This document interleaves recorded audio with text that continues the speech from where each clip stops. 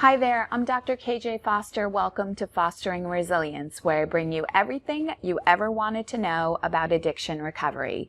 In today's video, I'm talking about step 2 of Alcoholics Anonymous. What is it and how do you do it?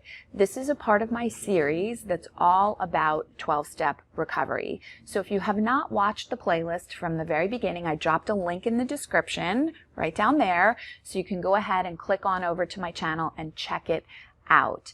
Today I'm talking about two very specific concepts relative to step 2, which are about the power and the insanity. I'm also sharing with you some of my own personal experience as someone who is not only an expert in addiction recovery and relapse prevention, but somebody who is in long-term recovery from alcohol addiction and someone who works a 12-step program. At the end of the video, I'm going to be sharing with you some very specific tips on how to go about doing step 2 or working step 2. So be sure to stick around for that. Don't go away because I'm getting started right now. Okay, let's quickly recap last week's step number 1 is we admitted we were powerless over alcohol and that our lives had become unmanageable. And I want to remind you that even though I'm sharing the steps relative to alcohol, that the steps can be and are applied to a multitude of other different issues, and you can virtually apply the 12 steps to anything. So just keeping that open mind as we go along, that this can be applied to virtually anything. And so step 2, what is step 2? Step 2 is we came to believe that a power greater than ourselves could restore us to sanity. And concept number 1 that I'd like to talk about is the power. So in step number 1, we talked about the powerlessness, right? So once you cross over into addiction, you become powerless. So that means that you're unable to really stop on your own, or once you put the substance in your body, you're unable to stop. So that's where the powerlessness comes in. So we need a power that is greater than just our own self-sufficiency in order to recover. And I think that a lot of people get hung up on this concept because they equate that power to God. And although, you know, we're going to talk about as we go through the steps here that God is mentioned throughout the steps, but it's a God of your own understanding. And the power can be something as basic in understanding as the power of the group. And what I believe is that the power that's referred to in step 2 is not necessarily God, because I have seen many people who are relying solely on their relationship with God to keep them sober, and it doesn't work. So I believe that even though the concept of God and the relationship with God, your understanding of God, whatever that may be, the universe, you know, nature, whatever your belief system is about that, that if you're just solely relying on that and you're not interacting with other people and you don't have a support group and a fellowship that's helping you to stay sober, then it's generally not going to work. So I have seen, again, many people, and historically, looking back, people that are just solely relying on their relationship with God or their religion to stay sober, it generally doesn't work. So this power greater than yourself, in my opinion, what has worked for me was the understanding of the group. Like I needed a group of people who had already achieved sobriety in order to help me to obtain long-term sobriety myself. So that's concept number 1. Okay, just want to quickly clarify something about what I mentioned in the last piece, which is about God. I don't want people out there thinking, oh, KJ said that we don't have to believe in God, or that our belief in God isn't going to keep us sober, because that's not at all what I meant. What I mean is that if you look back at like the Oxford group, and maybe, you know, you have no idea what the Oxford group is, but historically, if you look back at people that tried to solely rely on their religion or solely rely on on their relationship with God to keep them sober. I mean, I've met, many people who have shared with me that they prayed, that they have a very strong connection with God, that they're very religious people, and that they've prayed over and over and over again for God to remove this obsession, this addiction from them, and it hasn't worked. And my belief is that the reason why it hasn't worked is because they need to be connected to others. They need to be connected with someone else who has achieved what they are seeking to achieve. And this is the key point, from Bill Wilson, that is the basis of the whole program, is that one person struggling with addiction, is connecting with another person that gives them more power to succeed. So what I'm saying is that you really need a power greater than yourself, and you need to be like in a connected relationship with that person, that yes, building a relationship with a higher power and spirituality is key and very important. But when it comes to just entering into working these steps, this power greater than yourself, in my opinion, is as simple as the group. And that by connecting with a group of people that have achieved what you're seeking to achieve, that is a power. That's a power. The step does not say we came to believe in a power greater than ourselves. The step says we came to believe that a power greater than ourselves could restore us to sanity. Okay, concept number 2 of step 2 is the insanity piece. And this is a part of step 2 that I struggled with, because I could not see my own insanity. I did not believe that I was insane. I could see that I was powerless. I could see that I needed help and that I could not stop on my own, or at least I could not stay stopped. I struggled with the unmanageability a little bit, again, because I was in a lot of denial and also rationalizing a lot of behaviors.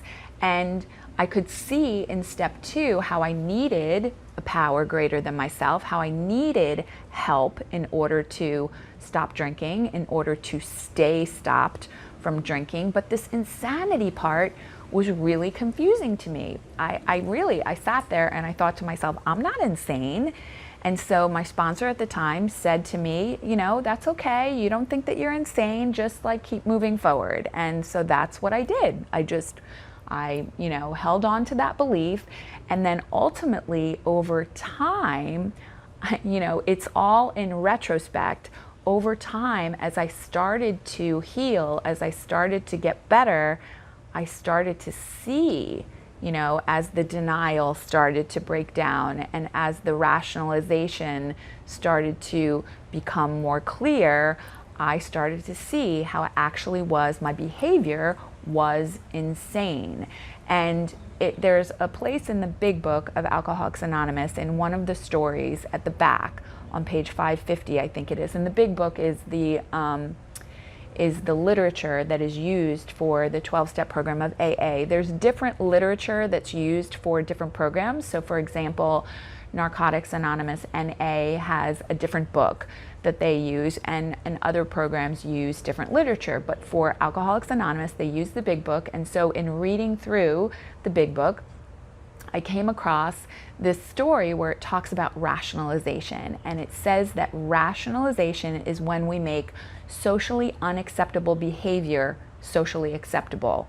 And so that is what I was doing. I was like justifying my socially unacceptable behavior. And so the more that I gained clarity, the more time that went by, I was able to look back and got to a point where I realized just how crazy I actually was when I first entered into this journey of recovery. So just being able to be open-minded, again, if you're struggling with that insanity piece, a lot of people don't struggle with the insanity piece. They know that what they are doing and how they're behaving is clearly insane. But some, like myself, struggled with that. And the point is that if you're struggling with it, just keep going, because more will be revealed, and as you progress through the program, then your thinking starts to become more rational, more clear, and you will be able to see the insanity part. And also that hope, that hope and that belief that you can then be restored to sanity. You can get well. And really quick, before I get into the how to do step 2, I'd just like to give a quick shout out to my comment challenge winner for today, and that's Rob T. Rob, thank you so much for your support of my channel. Thank you for leaving me a comment on my last video. You are now eligible to possibly win the $50 gift card for the month of May, as are the other people who have left me a comment on my videos. So if you haven't commented on my video, please leave me a comment and you too could win a $50 gift card. And finally, how do I go about doing step 2?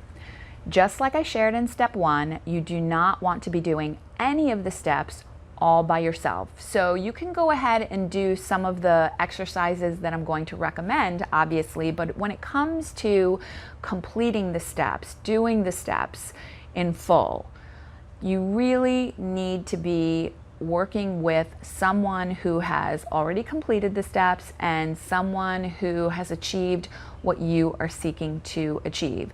And I believe that that is best served eye to eye, face to face. Although, here I am on the video, and you could definitely, get a good start by taking the suggestions that I am offering to you as someone who has been through the steps.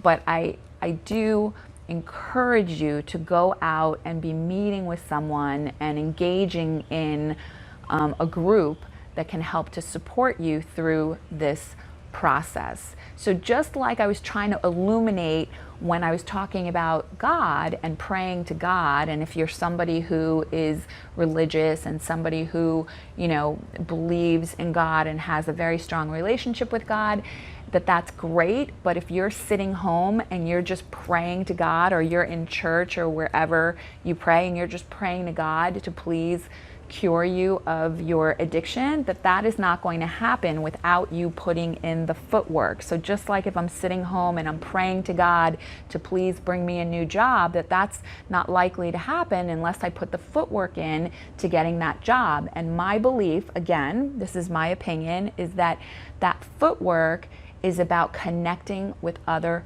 people who have achieved what you are seeking to achieve. So with that being said, I'm going to give you a couple of examples of questions that you can pose to yourself, because again, in the AA program, you're going to be reading through the literature of the big book, and in any program that you're engaged in, they'll have literature, and that you'll be, reading through that literature as you progress through the steps. But there's also certain things that you can do, certain assignments, and you could go online and you could look up, some worksheets that have questions that you could go through that reference back to the big book. But I'm just going to give you a couple of questions that you can pose to yourself and do some writing about these questions, and they're relative to the concepts. So looking at the concept of a power greater than yourself, what do you believe about that? Do you believe that there is a power greater than yourself that can restore you to sanity? And what is that? How do you view that? And then looking at the insanity piece, are there, things that you have done that you could, view as insane relative to your drinking? What are the behaviors that maybe are insane relative to when you were actively using? And then looking at what are some of the thoughts and the behaviors that are going to need to change in order for you to keep moving forward and to progress with your recovery. So just some questions to pose to yourself to really start to think about what this step means to you. Okay, and before I wrap up here, one final thought that I'd like to emphasize is this idea that you do not have to really understand all of these concepts in order to move forward in the program, that so much of it winds up being in retrospect. So as long as you just have a willingness to continue to move forward, as long as you have a willingness to keep an open mind, that you will continue to heal, you will continue to grow, and you will continue to progress. So if you've liked this video, please give me a thumbs up. Please share it with anyone who may benefit from this video, from this whole series, from my channel. And if you haven't subscribed yet to my channel, please click the red bell. And when the red subscribe now button, and when the bell pops up, if you click the bell, you will be alerted to all of my upcoming videos, which are every Monday and every Thursday. In the meantime, have a beautiful and blessed day. Namaste, everyone.